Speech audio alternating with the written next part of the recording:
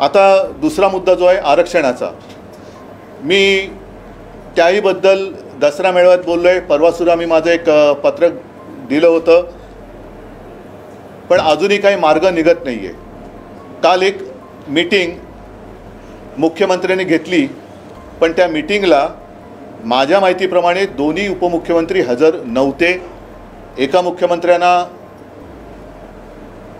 Dinghy झाले असं कानावर आलं आणि दुसरे उपमुख्यमंत्री हे मराठा महाराष्ट्र याहीपेक्षा भाजपाचा प्रचार करायला रायपूरला गेले होते. म्हणजे ज्यांना आपल्या राज्यामध्ये सगळं जळत असताना, लोक रस्त्यावरती उतरली असताना, तरुण आत्महत्या करत असताना देखील पक्षाचा दुसऱ्या राज्यातला प्रचार महत्त्वाचा वाटतो, अशी लोक हे या समाजाला न्याय देऊ शकतात का?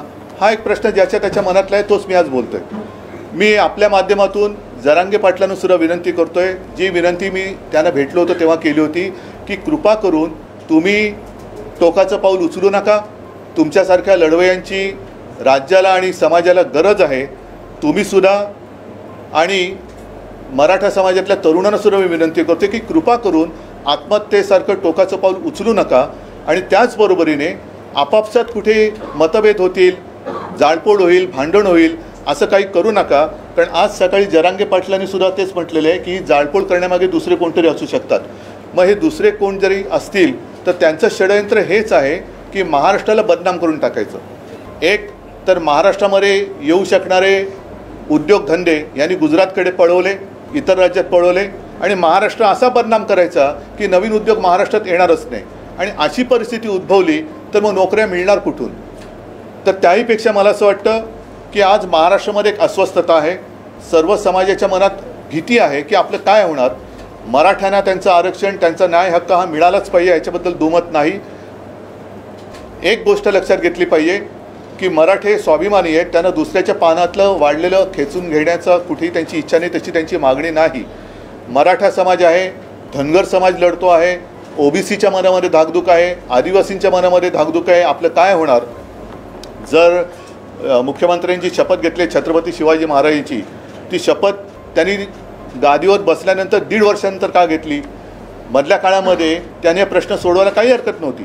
आणि आजसुद्धा जर ते राज्याच्या पातळीवरती हा विषय सोडवत असतील तर काही करा, पण मार्ग काढा. आमच्याशी मी मागेही बोलूही नका, तुम्ही मार्ग काढा, आम्ही तुमच्या सोबत आहोत, आम्ही तुमच्या सोबत आहे. पण महाराष्ट्राची जी एकजूट आहे, महाराष्ट्राची जी एकता आहे, ती संपवण्याचा प्रयत्न जर कोण करत असेल तर महाराष्ट्राने सुद्धा सावध होण्याची आज गरज आहे.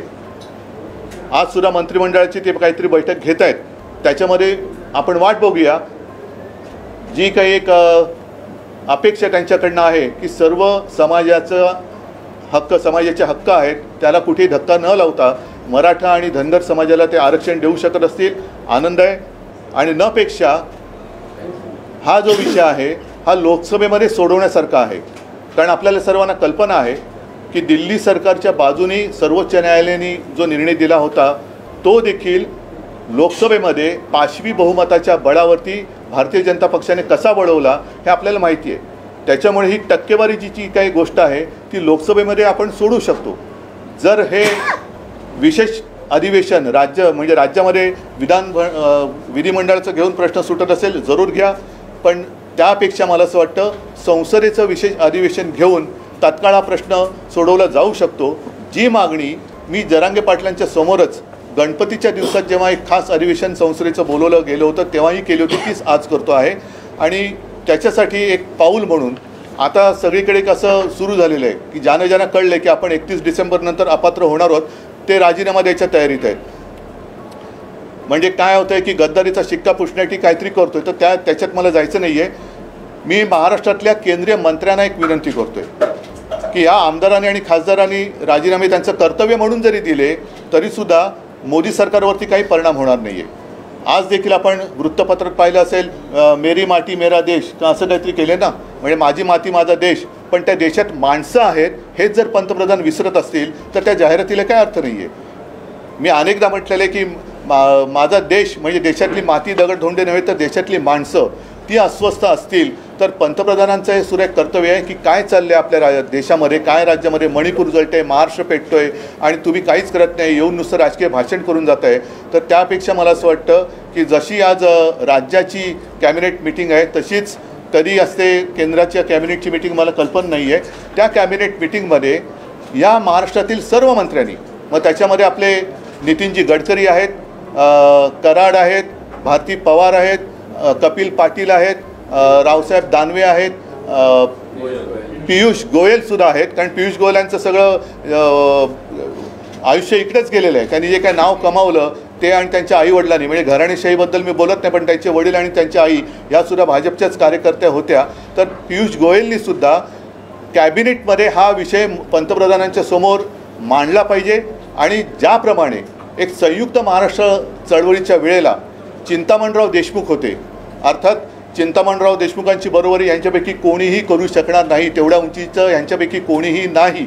पण चिंतामणराव देशमुखांनी मुंबईमध्ये जो गोळीबार झाला होता, मोरारजी सरकारने केला होता, त्याच्या चौकशी करण्याचा एक नकार दिला गेला होता, चौकशीला नकार दिला होता. आणि तेव्हा चिंतामणराव देशमुख, तेव्हा नेहरूंची सुद्धा एक रुबाब होता, एक दहशत होती, त्यांच्यासमोर कोणी बोलत नव्हतं. पण चिंतामणराव उभे राहिले आणि त्यांनी सांगितलं तुम्ही या गोळीबाराची चौकशी करत नाही याचा अर्थ तुमच्या मनात माझ्या महाराष्ट्राच्या बद्दल आकस आहे, मला तुमच्या मंत्रिमंडळात राहायचं नाही, हा घ्या माझा राजीनामा.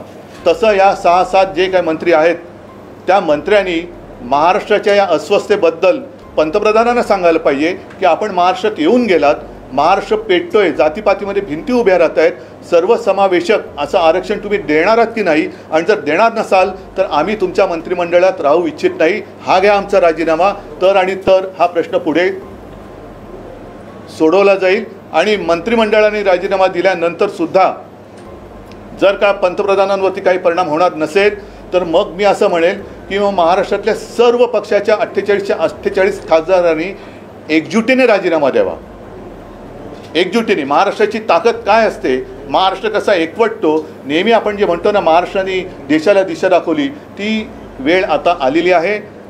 जी हुकुमशाही मी म्हणतो ती तोडून मोडून टाकण्याची आत्ताच वेळ आलेली आहे.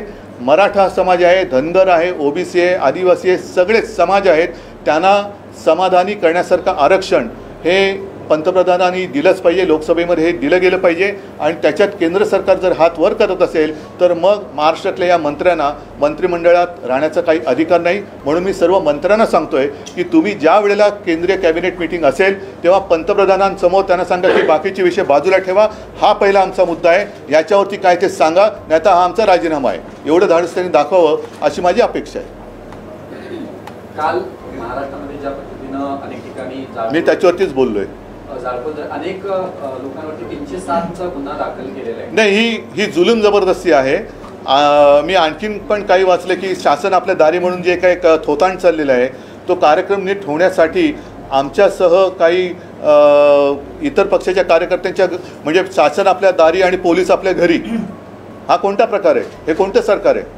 मुख्यमंत्री असं म्हणतात कालच्या बैठकीमध्ये की हे मागच्या सरकारचं फेल्युअर आहे, सर्वोच्च न्यायालयात बाजू मागच्या सरकारमध्ये ते सुद्धा होते.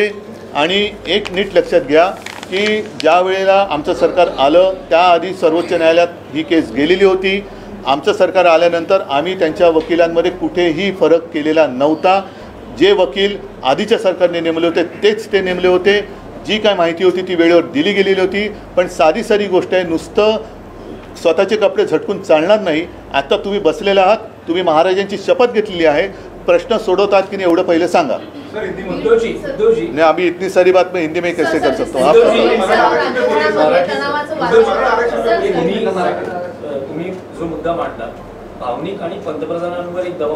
नाही, दबावाचं नाही मी म्हणत आहे, पण प्रश्न सोडवण्यासाठी शेवटी मुळापर्यंत जाण्याची गरज आहे.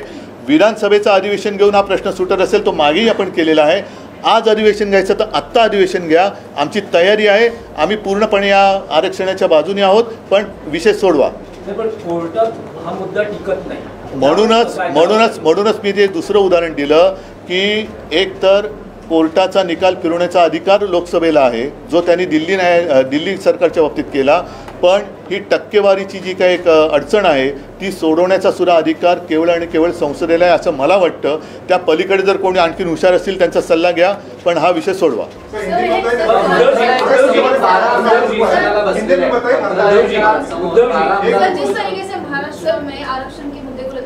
मैंने जैसे अभी कहा कि महाराष्ट्र आज तक तो शांत था. मैंने इसलिए सारे लोगों को धन्यवाद भी दिया था, जरंगे पाटिल साहब को भी मैंने धन्यवाद कहा था. लेकिन अब लग रहा है कि स्थिति हाथ से बाहर निकल रही है और मैं सब लोगों को एक विनती करता हूं कि आपस में लड़ाई कर कुछ होने वाला नहीं है. अगर कुछ करना है, क्योंकि कुछ सांसद इस्तीफा देना चाहते हैं या देने की कोशिश कर रहे हैं, कुछ विधायक देने की कोशिश कर रहे हैं, कुछ विधायकों ने इस्तीफा दिया और सांसद ने दिया तो भी केंद्र सरकार पर कुछ असर होने वाला नहीं है. और इसलिए मैं कह रहा हूँ कि जितने केंद्रीय मंत्री महाराष्ट्र से हैं, वो नितिन जी है, पीयूष गोयल है, रावसाहेब दानवे आहेत, कराड आहेत, भारती पवार आहेत, कपिल पाटिल आहेत और कितने होंगे पता नहीं. उनको मैं कह रहा हूँ कि आज कल परसों जब भी केंद्रीय कैबिनेट मीटिंग होगी तो अपने प्रधानमंत्री जी के सामने ये बात रखो और उनको कहिए, प्रधानमंत्री जी आज तक तो हमने आपकी बात सारी बातें मान ली, सब मन की बात भी सुन ली, लेकिन अब जन की बात सुनो. महाराष्ट्र में ये स्थिति है, आप करने वाले हैं या नहीं है? अगर हाँ है तो जल्दी करो, नहीं है तो हम इस्तीफा देना चाहते हैं, हम आपके कैबिनेट में नहीं रह सकते. इतनी हिम्मत तो उन्होंने दिखानी चाहिए. तुम्ही मुख्यमंत्री असताना महाराष्ट्राच्या अनेक विषयांवर पंतप्रधानांची भेट घेतलेली आहे. जो आता सध्या ज्वलंत मुद्दा आहे महाराष्ट्रातला, तुमची तयारी आहे का पंतप्रधानांना भेटून मी या विषयासाठी पंतप्रधान भेटायला मला काहीच अडचण नाही आहे. पण मी मुख्यमंत्री असताना जे विषय मांडले होते त्याची दखल नाही घेतली गेली. आत्ता ते मी बोलल्यानंतर ऐकत असेल, मी आत्ता तुमच्या समोर मी पंतप्रधान भेटायला जायला तयार आहे. पण जे मुख्यमंत्री उपमुख्यमंत्री त्यांच्यातल्या राजी नाराजीच्या नाटकासाठी मंत्रिमंडळ विस्तार ह्याच्यासाठी दिल्लीत जातात, ह्याच्यासाठी एकदा तरी गेलेत का आत्तापर्यंत? का गेले नाहीत? सगळे समाज हे सगळे अस्वस्थ आहेत. म्हणजे मराठा समाज रस्त्यावरती उतरलेले आहेत, धनगरसुद्धा आतून धुमसत आहेत, ओबीसी अस्वस्थ आहेत, आदिवासी अस्वस्थ आहेत. या समाजांना शेवटी रिकामं पोट भरण्याची जबाबदारी कोणाची आहे? आणि म्हणून मी परत सांगतोय की महाराष्ट्रामध्ये आगी पेटवायच्या की जेणेकरून महाराष्ट्र बदनाम होईल. एक तर येऊ घातलेले उद्योगधंदे हे त्यांच्या राज्यात त्यांनी नेले. मुंबईचं सुद्धा महत्त्व ते मारतायत, सगळं काही त्यांच्या गुजरात, अहमदाबाद, सुरतला सगळं ते घेऊन जात आहेत. असं जर का वातावरण चिघळलं तर उद्योगधंदे येणार नाहीत, त्यांचं काम होतं आहे.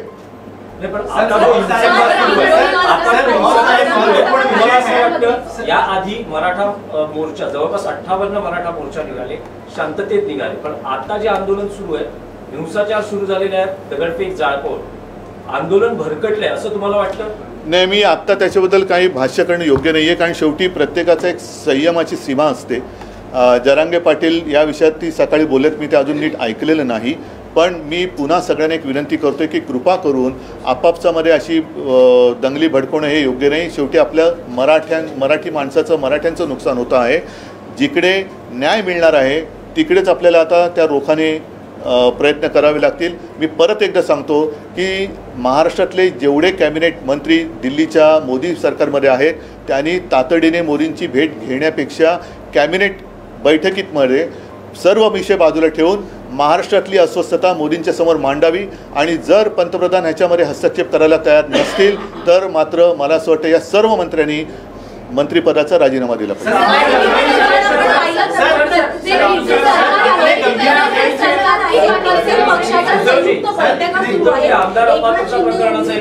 एक कोणतरी एकाने विचारलं, अरे मला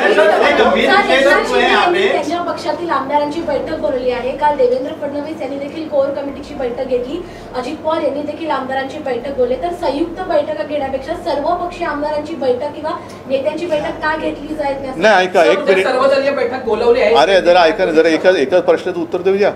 आता जे मी म्हटलं तुम्हाला की काही खासदारांनी राजीनामे दिले, हे कोण आहेत?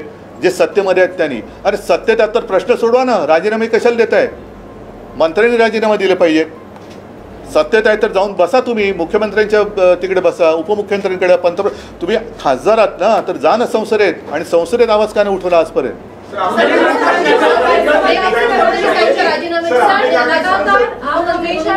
एक अरे एक मिनिट जरा अरे मला एकाचं तरी उत्तर देऊ ना. मला वाटतं ठीक आहे चला एकाने प्रश्न विचारला असेल तर मी बोलतो नाही तर अपात्रता प्रकरणात एक प्रश्न आहे की नुकतीच देवेंद्र फडणवीस यांनी TV9 मराठीला मुलाखत दिली होती. यात ते असं म्हणाले की मुख्यमंत्री एकनाथ शिंदे हे पात्र ठरतील याविषयी मी आत्मविश्वासाने सांगू शकतो आणि त्यांच्या नेतृत्वाखाली निवडणुका लढल्या जातील. पण जर ते अपात्र ठरले तर त्यांना विधान परिषदेवर निवडून आणलं जाईल आणि मुख्यमंत्री त्यांना गद्दारांची बाजू घेण्यासाठी तोडगा काढण्यासाठी वेळ आहे. पण न्याय हक्कासाठी जे आत्महत्या करतायत, जे उपोषणाला बसतायत, आंदोलनं करतायत, त्यांच्यासाठी त्यांच्या प्रश्नावर तोडगा काढण्यासाठी वेळ नाही. ते आंदोलन चिघळलं असताना त्यांच्या पक्षाच्या प्रचारासाठी रायपूरला जात आहेत. त्यांच्याकडनं अपेक्षा काय करायची. ठीक आहे.